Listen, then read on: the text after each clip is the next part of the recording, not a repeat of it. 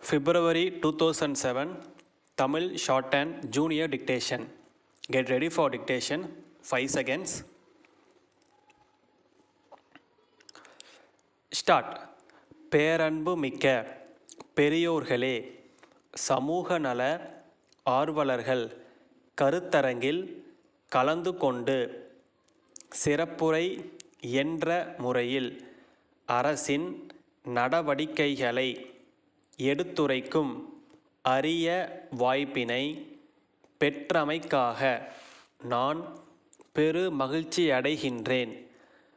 பாமர மக்களையும் படிப்பறிவு இல்லாதவர்களையும் விழிப்படையச் செய்வதில் உங்களுடைய பணி மகத்தானது என்பதில் ஐயமில்லை. எல்லா பணிகளையும் அரசாங்கமே செய்ய வேண்டுமென்று மக்கள் எதிர்பார்ப்பதில் தவறில்லை. ஆனால் அது இயலாது என்பதை நீங்கள் அவர்களுக்கு புரிய வைக்க வேண்டுமென்று கேட்டுக்கொள்கின்றேன்.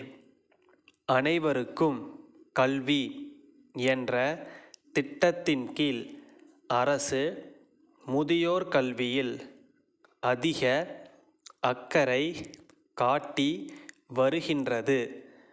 அரசு பணிகளிலிருந்து ஓய்வு பெற்றவர்களும் படித்துவிட்டு வேலைவாய்ப்பை எதிர்நோக்கி இருக்கும் இளைஞர்களும் முதியோர் கல்வியில் பெரும் பணியாற்ற முடியும்.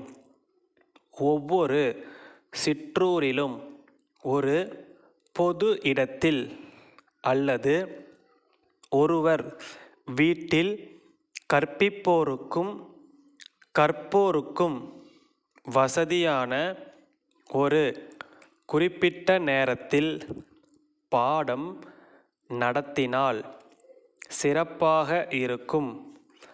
இப்பணியை பெருமையாகவும் பொறுப்புடனும் செய்தால் 100க்கு 100 வெற்றி என்பதில் ஐயமில்லை.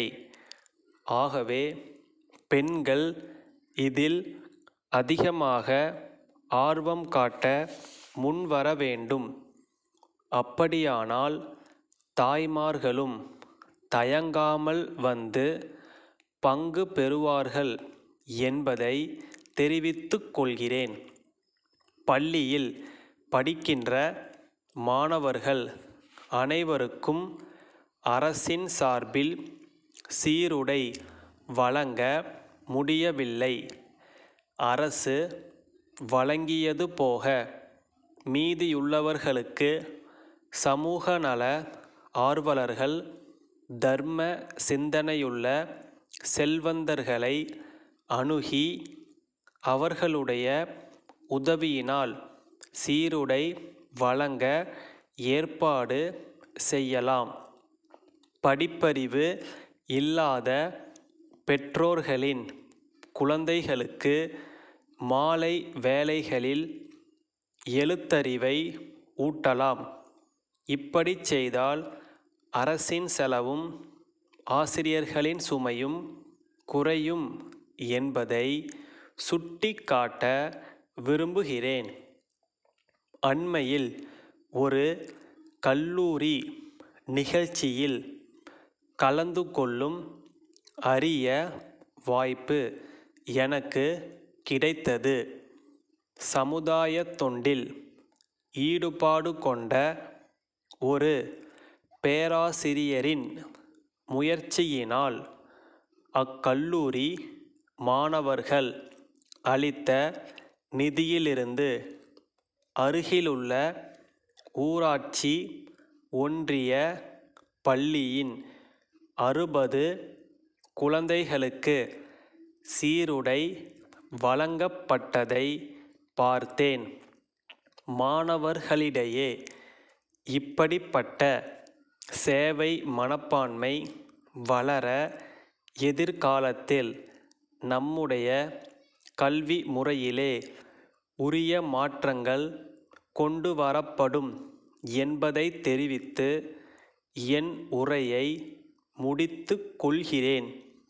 சென்னை பாரிமுனையிலுள்ள ராகவன் மின்னணு கருவிகள் நிலைய மேலாளருக்கு மதுரை தெற்கு தெருவிலிருக்கும் மதுரை வீரன் மின்னணு பொருள்கள் முகவரமைப்பு மேலாளர் எழுதும் கடிதம்.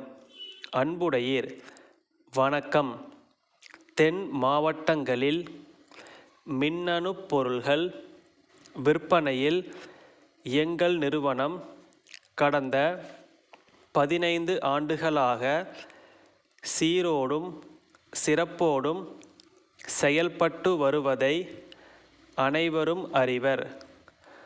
தொலைக்காட்சி பார்க்கும் வசதி, புகைப்படம் எடுக்கும் வசதி, செய்திகளை பதிவு செய்யும் வசதி போன்ற அதிநவீன தொழில் நுட்பங்களுடன் கூடிய தொலைபேசிகள் தங்களது நிறுவனத்தில் விற்பனை செய்யப்படுவதாக அறிகிறோம்.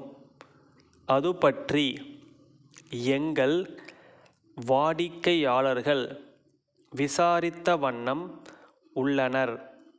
ஆகையால் தாங்கள் அத்தகைய 10 தொலைபேசிகளையும் அவற்றிற்கான விலை பட்டியலையும் உடனே அனுப்பி வைக்கும்படி கேட்டுக்கொள்கின்றோம். இத்துடன் முன்பணமாக ரூபாய் 50,000த்திற்கான வரைவோலை ஒன்றை இணைத்துள்ளோம். தங்கள் நம்பிக்கையுள்ள ஸ்டாப்.